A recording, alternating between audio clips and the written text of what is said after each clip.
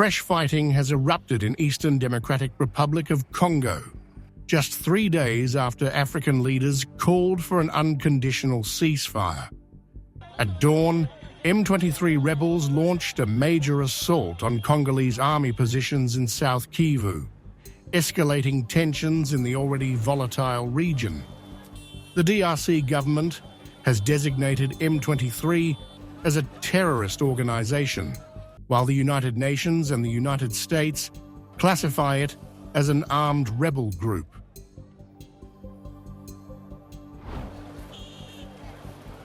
The rebels, who seized North Kivu's capital, Goma, last month, are now advancing toward Bukavu in South Kivu. Clashes erupted near Ihusi, just 70 kilometers from Bukavu, with reports of heavy artillery fire and airstrikes. Panic has gripped the city, forcing schools to shut down and thousands to flee.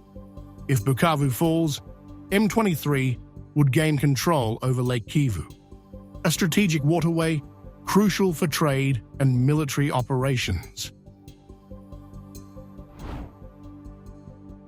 Burundian forces deployed to support the Congolese army have reportedly stalled M23's advance in key areas.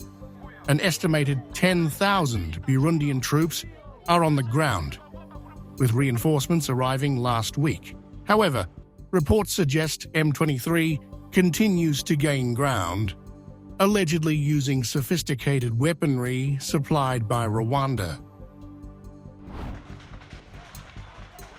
The humanitarian crisis in Goma is worsening. Large parts of the city lack running water, forcing displaced populations to drink from Lake Kivu, leading to a surge in cholera cases. The closure of Goma Airport has further restricted aid access, preventing the delivery of life-saving medical supplies and evacuations of the injured. I don't know if we will make it. I have children, and to my surprise, we are being told to leave. I have nothing to give the children. And others that you see here near me, we were all in the Bulengo camp, and we are all leaving without any help. Bruno Lemarquis, Deputy Special Representative to the UN's Stabilization Mission in the DRC, has warned that the crisis is deepening amid US aid suspensions. The US administration decision to suspend temporarily foreign aid. This is a major source of concern, with several UN agencies or international NGOs active on the ground having seen their operation at best severely impacted, if not halted. Meanwhile, the DRC government is calling for targeted sanctions against Rwanda, accusing Kigali of providing direct military support to M23. Multiple UN reports indicate Rwandan troops and weapons are reinforcing M23. Rwanda denies the allegations, but satellite images and intelligence suggest cross-border supply chains, fueling the rebel group's offensive. Amid the escalating violence, M23 has been accused of massacring civilians in areas under its control. Reports from local human rights groups describe summary executions, forced conscriptions, and targeted killings of ethnic communities.